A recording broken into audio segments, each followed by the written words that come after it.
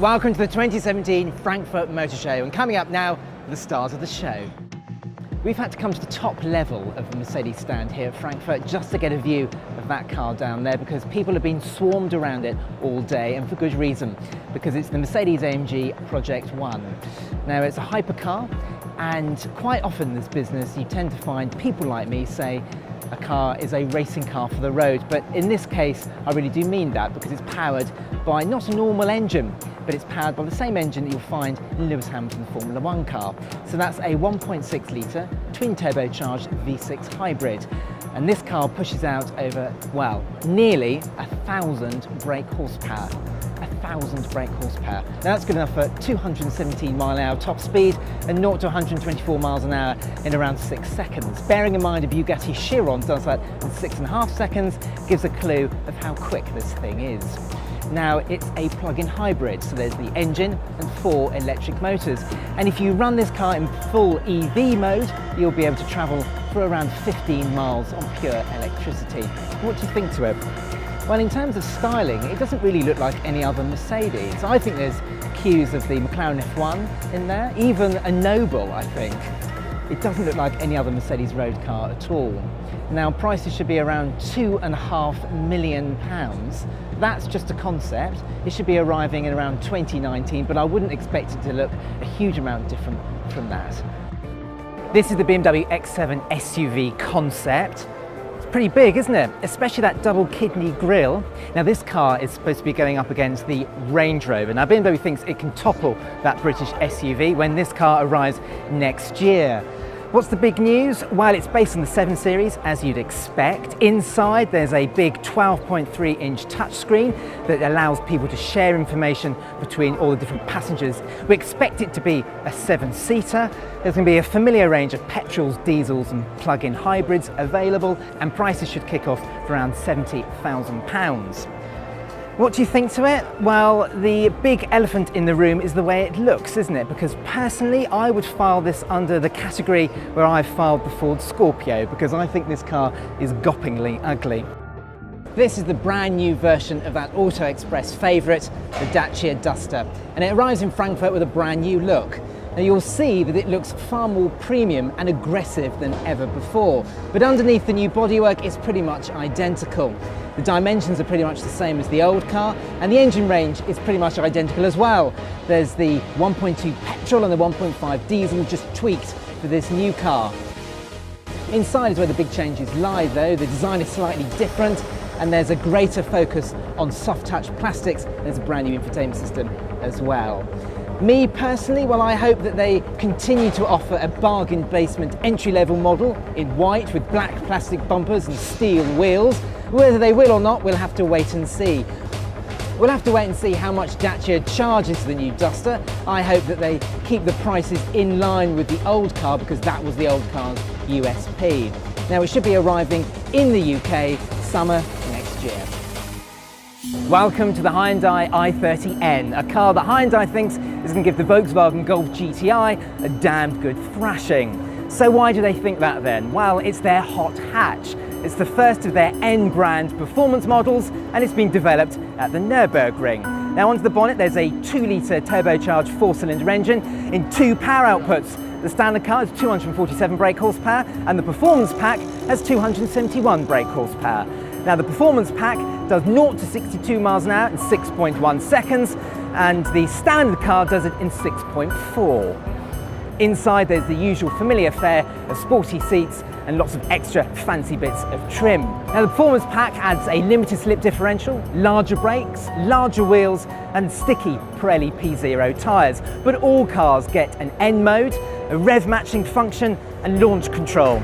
Now, prices should start from around £28,000 when it goes on sale next year. Renault hot hatch fans rejoice, because this is the launch of the new Renault Sport Megane.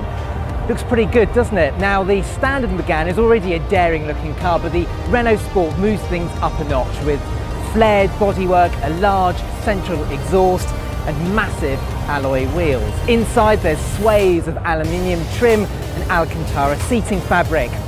Inside, it looks just as good as it does on the outside. But under the bonnet, that's what you want to know about, isn't it? Well, under there lies a 1.8 litre 4-cylinder turbocharged petrol engine pushing out 276 brake horsepower.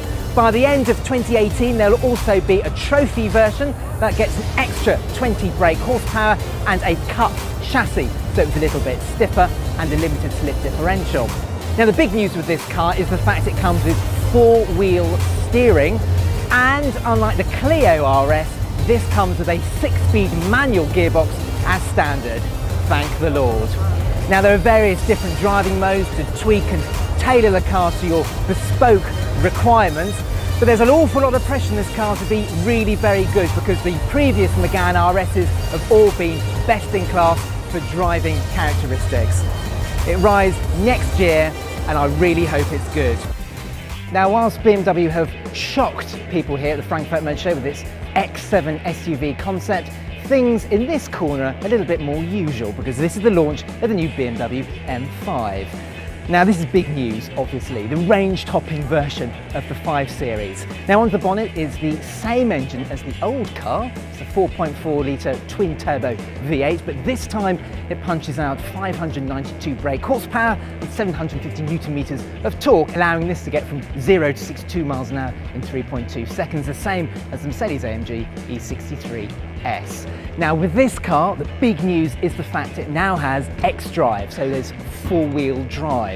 Now, don't worry, you can put it into 2-wheel drive mode if you're on the tractors, but for most of the time, the power is sent to the rear wheels, and if the rear wheels slip, power is sent to the front wheels. Whether this will ruin the driving experience, we'll have to wait and see. Now, it should be going on sale later this year, priced around £92,000. What do you think to it? Well, I have to say the styling is a little bit undramatic in my taste. You wait for one Seat SUV, and then 3 come along in quick succession. Last year it was the turn of the Ateca, next year it's the turn of the 7-seat large SUV, but now we've got the Arona, the smallest SUV that Seat plans to build for the time being. Now, unsurprisingly, it will rival the Nissan Juke. The Arona is slightly longer than the Juke, and it uses the Seat Ibiza platform, but there's a 15mm ride height raise on this car. Now, just like the Ibiza, there's the familiar range of petrol engines. There's 1 litre 3-cylinder turbos, there's 2 of those, and there's a 1.5 turbo petrol with cylinder deactivation as well. There's also 2 1.6 diesels. The interior is slightly plain, just like it is on the Ibiza, but the outside is far more daring. There's a large colour palette and different roof combinations you can have as well. Prices should be kicking off from around £15,000, and it's going to be going on sale in October. This is the Mini all-electric concept. Now, it previews the all-electric Mini coming in 2019, and it's based on the Mini hatchback. Now, there are a few differences. The overhangs are slightly shorter, the waistline is slightly taller. Whether those will meet or reach production is anybody's guess, but one thing you can be sure of is the uncluttered surfaces and the yellow highlights, because the yellow highlights are a Mini electric design hallmark. Now, it's going to be using the same powertrain as the BMW i3, so you can expect a range of around 190 miles and DC charging capability. Now, it's been a long time coming as the Mini Electric. In 2009 there was the Mini E, but that was just a design prototype really. This should be arriving in 2019. It'll be built in Cowley at Oxford, with the powertrain coming over from Germany. MPVs are dead. Long live the SUV. Well, that's certainly the case here at Citroën, because the Citroën C3 Picasso, remember that, has been replaced by this, the C3 Aircross.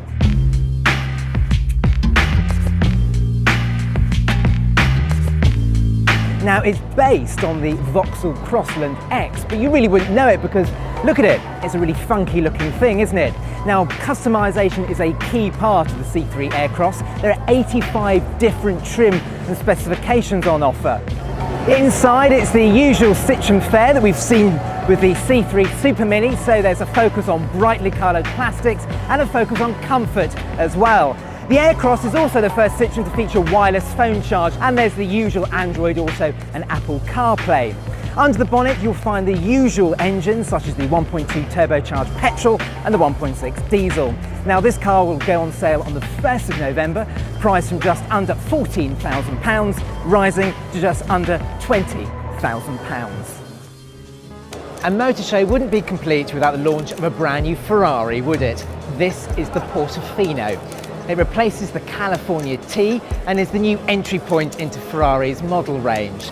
And it's totally new body, far more aggressive styling, new chassis, new interior. The only thing that really is carried over from the old California T is the engine. It's a 3.9 litre twin-turbo V8, but there's more power. There's now 592 brake horsepower.